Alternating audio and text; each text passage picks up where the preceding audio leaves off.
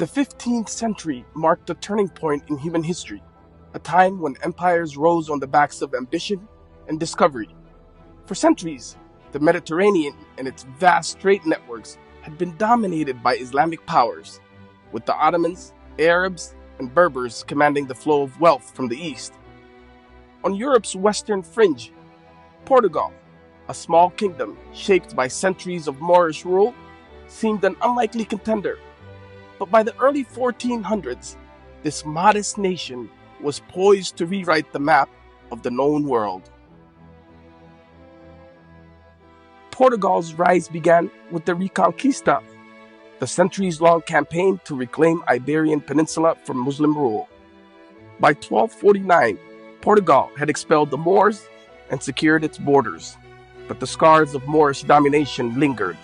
For nearly 800 years, the Portuguese had lived under Islamic rulers, absorbing their advanced knowledge of navigation, astronomy, and architecture. These lessons became the foundation of Portugal's maritime ambitions.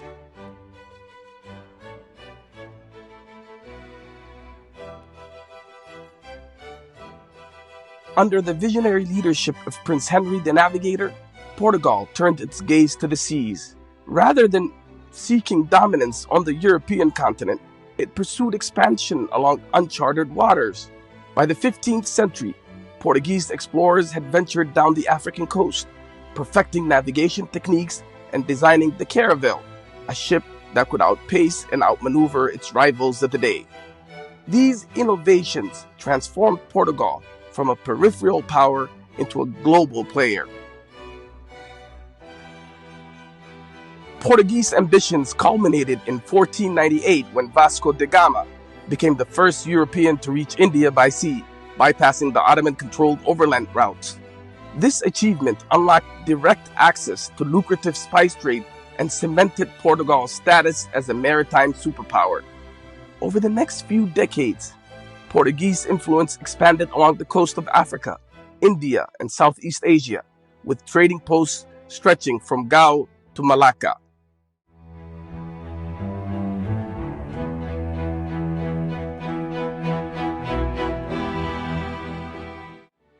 But with wealth and power came rivals.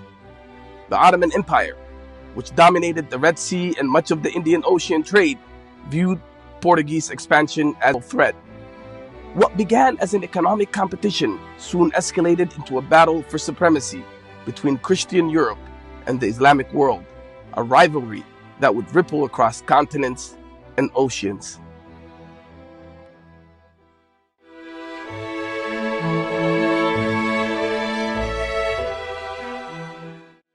By the 16th century, the world had split into two competing spheres of influence.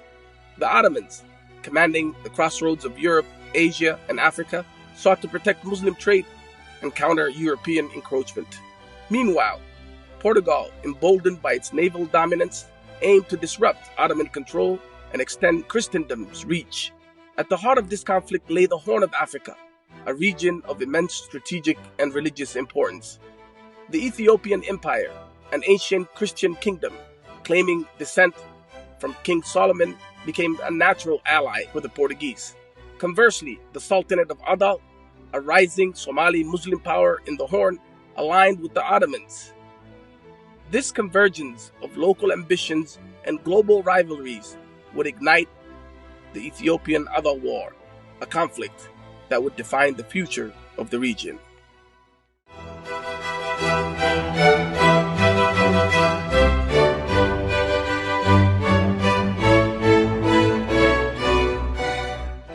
At the intersection of local ambition and global rivalry, the Sultanate of Adal emerged as a bold challenger to the Ethiopian Empire in the early 16th century. The Ottomans' advance into the Red Sea brought unprecedented opportunities for Adal, while Ethiopia ties to Portugal symbolized the broader Christian-Islamic competition. Against this turbulent backdrop, Adal's aspiration crystallized under the leadership of Ahmad ibn Ibrahim al-Ghazi, or Ahmad Gragn, whose name would echo through the ages as a symbol of resistance and ambition. Ahmad Gragn envisioned a united front of the Horn's Muslims, blending tribal allegiance with religious zeal to build a formidable military state.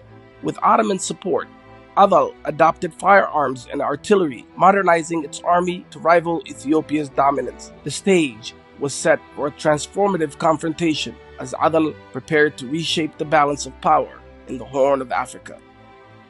Adal's ascent was swift and relentless. In 1529, Ahmad Gragn's forces routed the Ethiopian army at the Battle of Shimbirakure, shattering centuries of Solomonic supremacy in the highlands. The victory was more than tactical, it was psychological.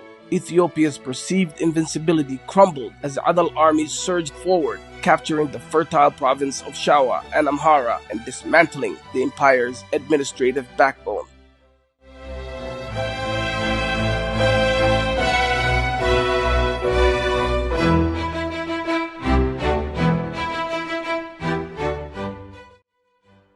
By 1531, Adal's campaign reached their zenith with the sack of Aksum, Ethiopia's spiritual and cultural heart.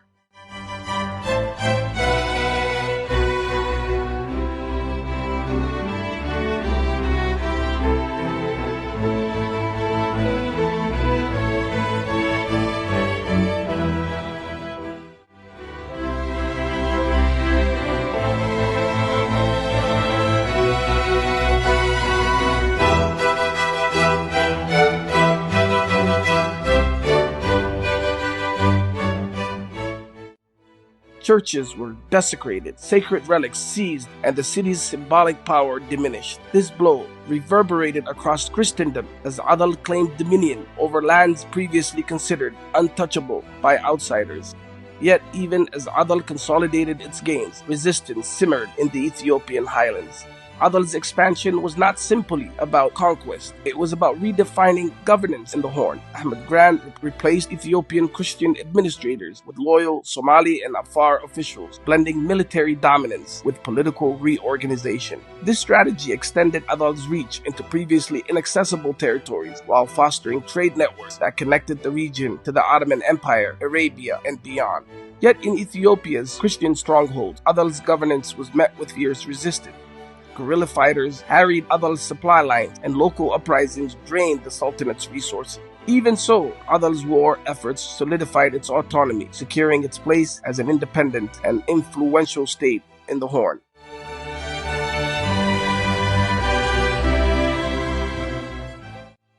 But all was not lost for the Solomonic Empire. Though battered and fragmented, Ethiopia's resilience lay in its mountainous terrain and the unyielding spirit of its people. Emperor Lebnedengo's appeal for external help finally bore fruit when Ethiopia's plight reached the courts of Europe. In 1541, Portuguese musketeers arrived under the command of Cristavo da Gama, son of the legendary navigator Vasco da Gama. Their presence signaled the turning point not only for Ethiopia but for the global struggle between the Portuguese and the Ottoman Empire.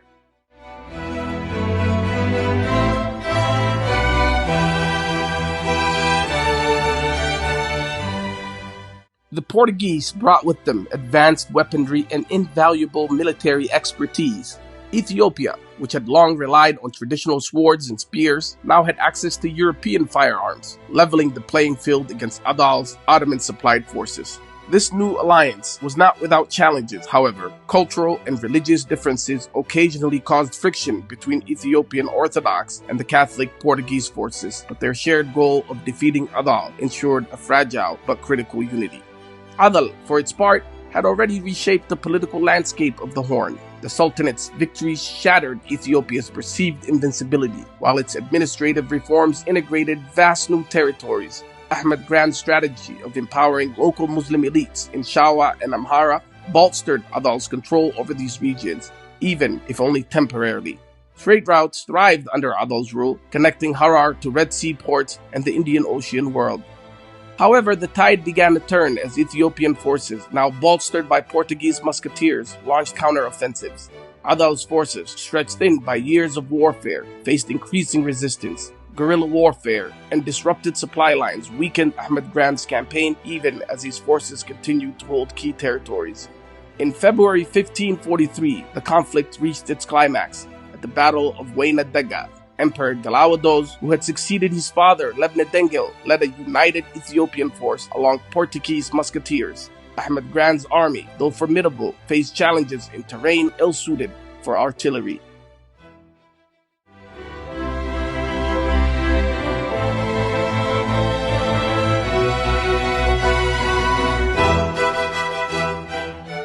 The battle was brutal, with heavy casualties on both sides. Ahmad Gragn fought valiantly, but his death during the engagement shattered Adal's cohesion.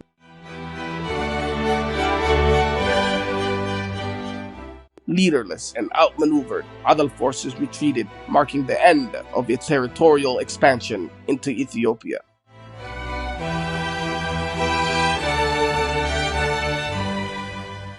Despite its retreat, Adal's legacy endured. The Sultanate had demonstrated that Ethiopian dominance over Somali territories could be challenged and even broken.